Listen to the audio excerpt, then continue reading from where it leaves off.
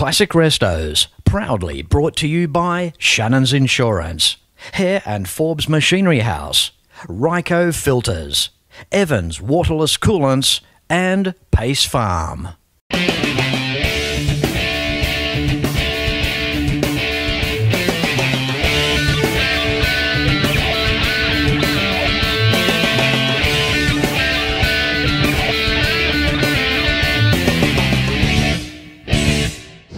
Hello and welcome back to Classic Restos. Whilst here in New Zealand, before I leave, I wanted to bring you something extra. Now, this amazing place is located in the township of Hamilton.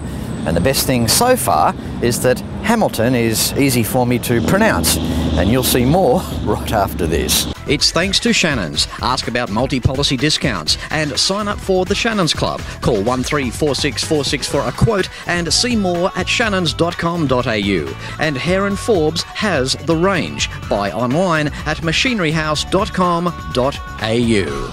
Now, when classic automotive museums come along, you have to grab them. I mean, after all, it's not as though they're waiting for you on every street corner. Of course, the United States is mighty when it comes time for some of the nicest and most opulent museums that you'll ever see.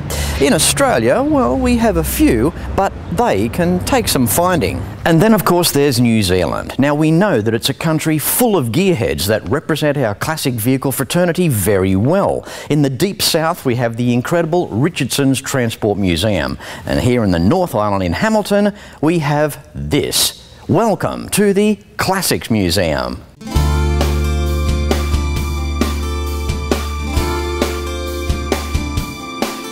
And it all started with this guy here by the name of Tom Andrews. Tom's favourite car would be the red '59 Classic Corvette. Keeping a model of the car by his bedside for years, it was a constant reminder of his inspiration for the classic car, and he kept it there until he could afford the real deal. As a successful Hamilton businessman, Tom's passion evolved to the point where his expanding collection of cars and petrol memorabilia wouldn't fit into his house anymore. Perhaps getting through Tom's front door became difficult, and I'm sure you'll agree that there's not a lot of comfort in using a hubcap as a pillow. From what I believe, that's almost how chockers Tom's place became. So as a simple solution to an ever-expanding problem of the car and memorabilia disease taking up too much space, building the shed was one of the best things that Tom did, because now it's home to over 100 cars and is one of Hamilton's top attractions, hosting many hundreds of visitors and families every year. With me now we have a gentleman who's been good enough to take a day off out of his retirement, one of the curators here at the museum, Stan Richardson. Good morning, how are you, Stan? Well, thank you, Fletch. Well, indeed. And look, there's no doubt about it. I mean, Tom has really gone all out here. He's done a fantastic job. It's absolute credit to him. It is. No doubt about that. I mean, we could be somewhere in the United States right now, Stan. I couldn't tell the difference. Well, there you are. You're looking at Betty Boop's over here. We look at Elvis Presley and Chubby Checker, and you've probably taken all that in. Absolutely. You know, there's something about a classic car museum, and the foyer is a diner before you see the cars. It's almost like, I guess, the entree to the main meal. That's right. This is where you come and water yourselves here, and then you take in the ambience when you step through these doors behind me. Absolutely. The memorabilia, the signs, the fuel bowsers, that's a testament of his collection. We're very, very fortunate here in Hamilton to have a man like Tom Andrews to put aside this amount of money he's put, which has been a very, very expensive operation. There's a lot of money's been spent here. There's a lot of money in cars, but that's been Tom's hobby, and he's sharing it with us, the public. Well, it's great for people like yourself as well, being the representatives as well, and showcasing Tom's work. So I think now it's time to go through those two doors and see what awaits us in there. Okay, don't worry, we're getting to the cars, but when you walk through the doors, this is the first little memorabilia section. What can you tell us about this? Okay, Fletch, we're in this department now where everyday things, and had a look around, Fletch, what's happening here. We've got the picnic baskets from the past. We've got part of a jukebox from the 50s. We've got a hairdryer, most people remember. A hairdryer, that could come in handy later this afternoon. And behind me we've got, up on the wall we've got pictures of cars from a calendar we've done over the years. That 35 Chrysler's my one on the corner there. So if you look around here, we've got, perhaps on the other side, we've got Charlie Chaplin, the famous film The Kid. Well, the first thing that hits you when you walk in here is wow. Two-storey, cars on the ground floor, cars on the first floor. The first car on the left as you walk through the door, this 1936 Urban Speedster. Now, Stan, you have a story to tell us quickly about this car. I have a story to tell you. It's a 1936 Orland Speedster, and the story's like this. When I was 14 years of age, no licence of course, and this motor car behind me there was £375 on the windscreen. So I'd saved £200 for cutting lawns and doing odd jobs, and so my uncle very kindly loaned me the rest of the money. So I went along to the dealer and I said, here's the £375. He grabbed it off me, here's the keys of the car, and I drove the car home for a style. And my father arrived home and he said, have we got visitors? And I said, who's the car? And I eventually sort of said, well, it's mine. He went outside again, he looked at it and he looked inside the door and he said, it's got 112 miles an hour on the dashboard. I said, well, that's what the manufacturer is guaranteed it'll do. He said, well, you'll be getting rid of that car. Firstly, you're not doing that speed, and secondly, you can't afford to run it. How much to pay for it? So I told him, where'd you get the money from? I'll talk to your uncle about this. So he took the car back and I went back to the dealer, and the dealer said, we don't give refunds. So my father said, well, he said, you sold to mine, or maybe I need to see my lawyer.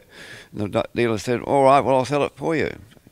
Well, I got my money back, so my uncle was pleased. So that same car, believe it or not, sold recently for $750,000.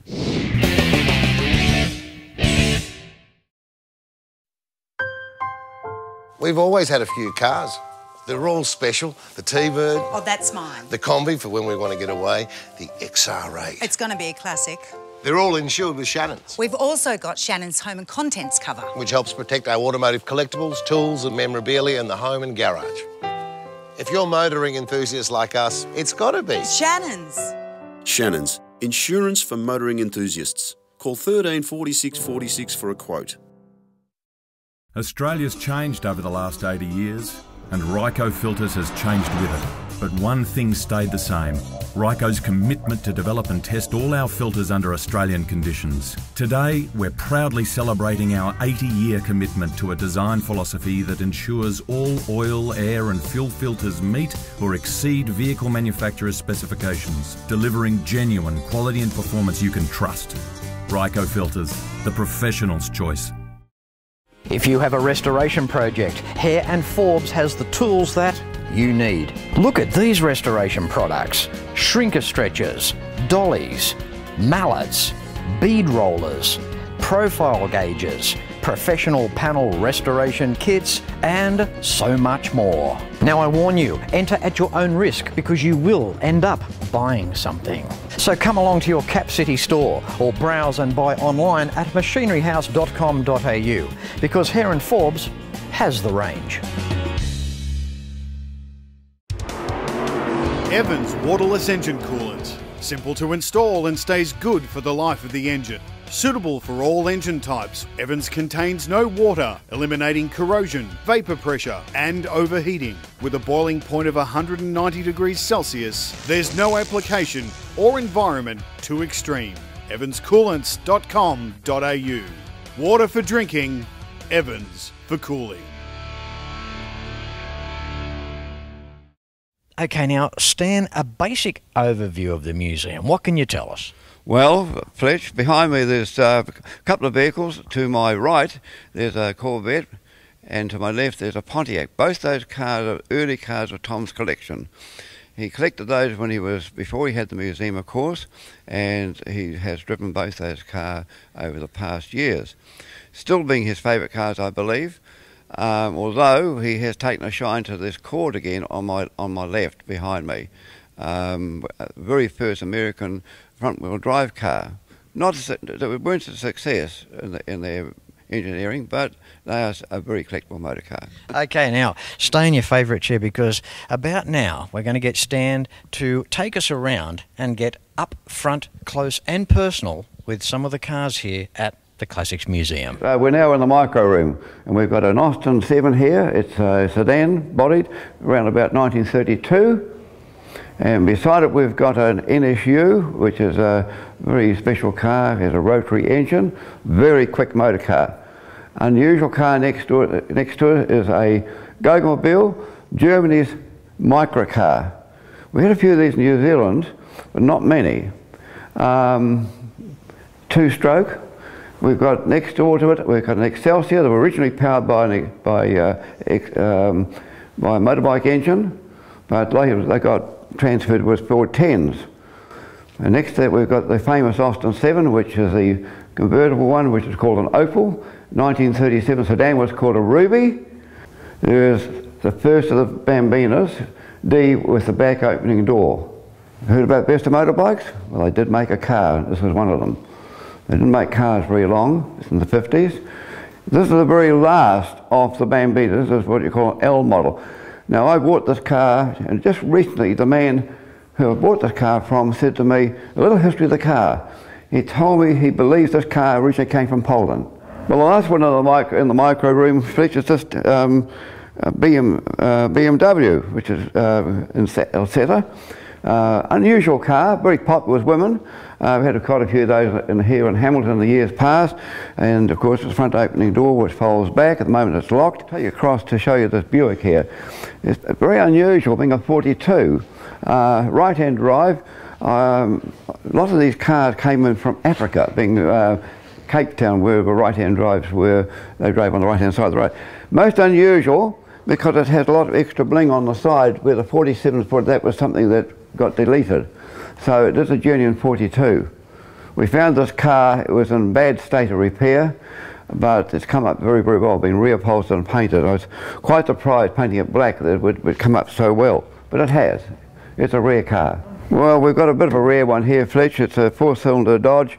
Why it's rare? Because it's a coupe, and it's a 4-cylinder, and there's not many of those ever survived. So that's something a little bit different. Again, it's in pretty good order. As you can see, Fletch. It has the famous rumble seat at the back, or dicky seat, depending where you come from, England or America. Well, Fletch, we've got a 1938 Morris 8 Series 2. What's unusual about this car, it has a colonial body. It's a commercial. Very few of these cars were ever made. In my opinion, it was a wood frame body, and far too heavy for the chassis. But they did a good service, and the famous Morris 8 rolled on, and of course after that in 39 became the Series E. Okay, Fletch, we've got something here a bit different. This rover was actually made under license in Germany. Most unusual, being a twin cylinder, a bit like a Bradford. But if you notice here, Fletch, open push rods, very different, and the magneto right on the end. We've got a car here called a Rugby. Tell you a little about this car. This car was made by a man called Durant in America. He was head of the General Motors. He wasn't a very popular man, but anyway, he decided later to make a car with his name. Most of them sort of left General Motors eventually. So he was looking at the export market, and as well as it wasn't popular, so he thought, I'll send to England. So what could I call my car? It's not going to sell in England, they've heard about me, so what are English people always talking about? Rugby.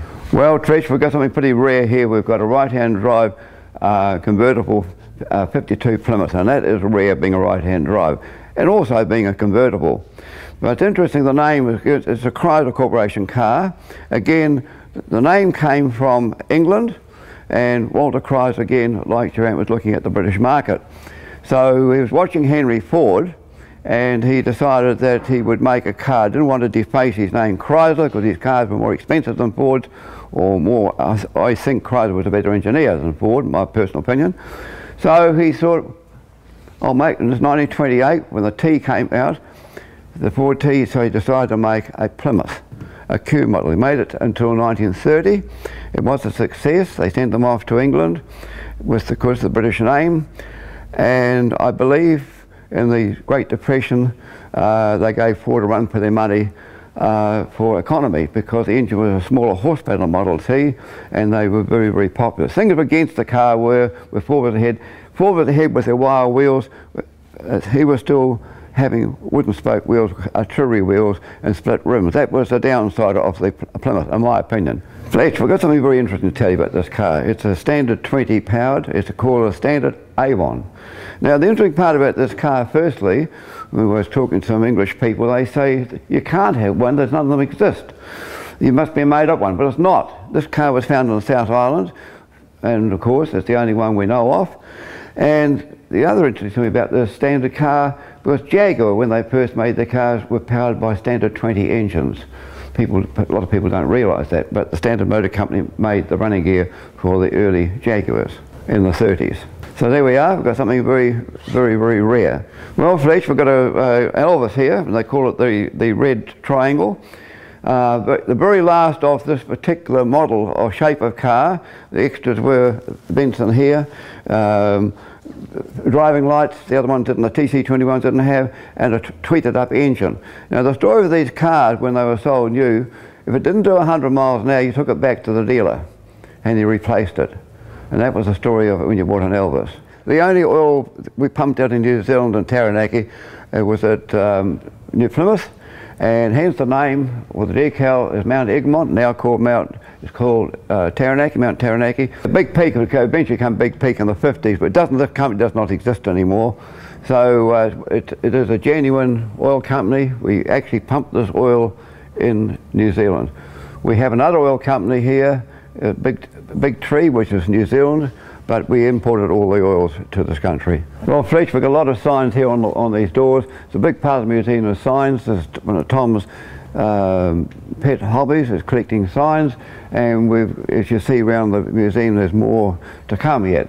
But anyway, here's a few, have a look. We've got French, Skoda, which is Czechoslovakia. We've got English at the top, Morris, Peugeot, French. It goes on to Renault and German, BMW, and Benz, of course, is German. There we go.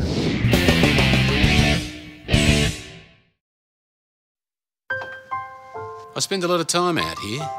The RT Charger's the real deal. An E49. Remember A-Charger? I've always got projects on the go, so Shannon's laid-up cover helps protect my restorations. I'm Mopar through and through. It's a passion Shannon's understands. I wouldn't insure my cars and bikes with anyone else. Shannons, insurance for motoring enthusiasts. Call 13 46 46 for a quote. Evans Waterless Engine Coolant. Simple to install and stays good for the life of the engine. Suitable for all engine types, Evans contains no water, eliminating corrosion, vapour pressure and overheating. With a boiling point of 190 degrees Celsius, there's no application or environment too extreme. evanscoolants.com.au. Water for drinking, Evans for cooling. Australia's changed over the last 80 years, and Ryco Filters has changed with it. But one thing stayed the same: Ryco's commitment to develop and test all our filters under Australian conditions. Today, we're proudly celebrating our 80-year commitment to a design philosophy that ensures all oil, air and fuel filters meet or exceed vehicle manufacturers' specifications, delivering genuine quality and performance you can trust. Ryco Filters, the professional's choice. Heron Forbes Machinery House has been family owned and operated for over 85 years, and it's easy to see why. And with a range like this, you cannot go wrong. Planning on welding? Look at these welding tables and clamps, air compressors and different air tools, sandblasting cabinets, through to spray guns. Everyone is welcome at Machinery House, and they're also open Saturday mornings. Their range of machine tools are workshop tested. There are competitive freight rates around Australia, and you can buy online at machineryhouse.com.au. So remember, Hare and Forbes has the range. Okay, while I'm here at the Classics Museum, I've come out into the car park. Now, this has got nothing to do with the museum as such, but when a guy like Royden, a truck driver of many, many decades, comes up to you inside and says, "Fletch, I got that comma truck outside," well, we just had to come out and have a chat. How you doing, buddy? Yeah, good, Fletch. It's great to be here and see the world famous Fletch here in Fletch in Hamilton, New Zealand. Did it shock you, Royden? Did it? It was a bit of a hardship. Yeah, well, now you know what I go through every morning when I look at the mirror. They aren't making mirrors like they used to. Now, look, you're very proud of this comma truck. Now, you've been driving for decades. What can you tell us about this comma? This is a 1970 model comma. It's a tier, what they call a tier 3. It's supercharged. This particular comma, the motor is still good in it, running a 6-speed box, shoved up on a bigger rubber down the back, so we can scratch 100 k's out of it on a good sort of downhill run. Yeah. Is it the comma knocker, Royden? It is the comma knocker, yes. Yeah. But I've changed the compressor on. I've got a compressor running out of the side, so there's no rattle in the motor. Yeah. There's something about a comma that even all these big time truckers say, "What the hell have you got there, son?" It just goes to show it doesn't matter if it's an old bike, old car, old truck. It's the I guess it's just the atmosphere and environment that the older vehicle gives you. It also winds the clock back for you as well, and I guess that's what it's all about. They've got their own feel, haven't they?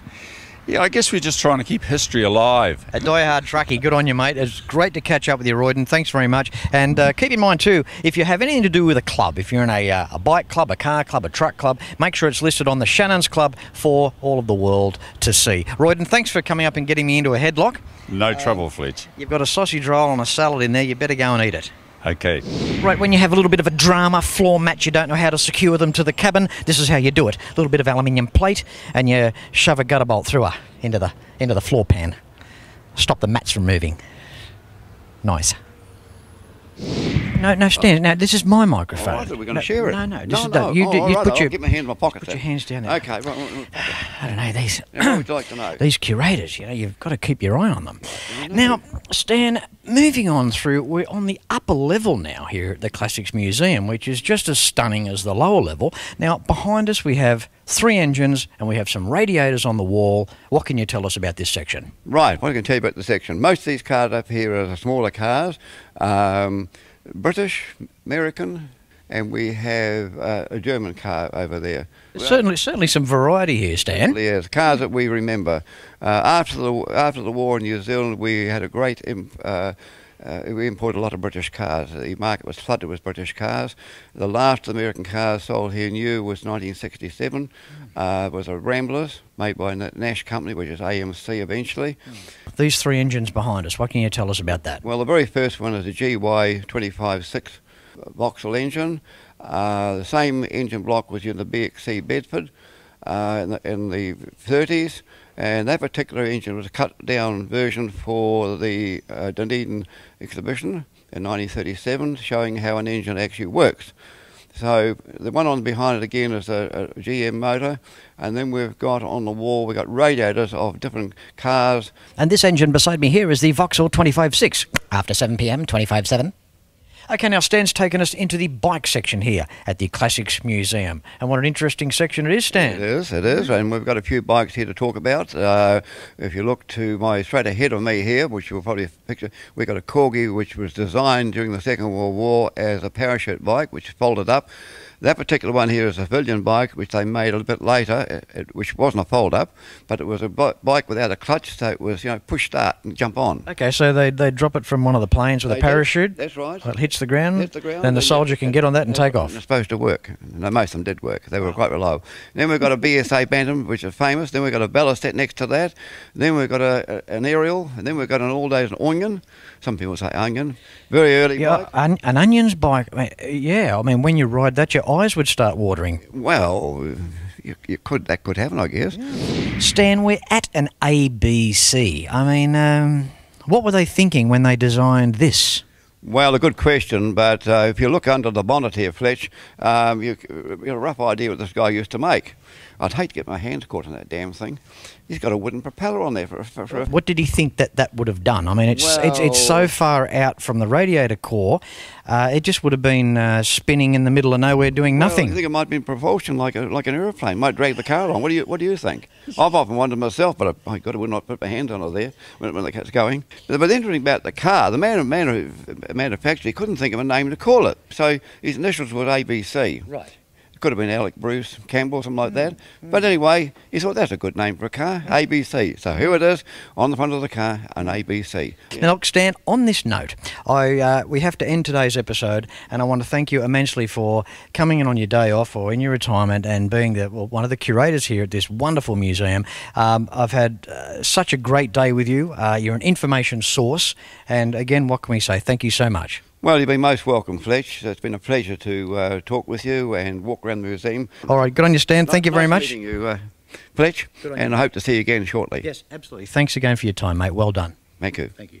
Well, how good was Stan? Don't forget, put this place on your travel list when you do the North Island of New Zealand, and you can find out more information at classicsmuseum.co.nz. Well, that wraps up this week's episode of Classic Restos here in the North Island of New Zealand. As I say at the end of every episode of Classic Restos, no matter where you're watching from, until next week, please ride and drive safe. I'm Fletch, and I thank you very much for watching.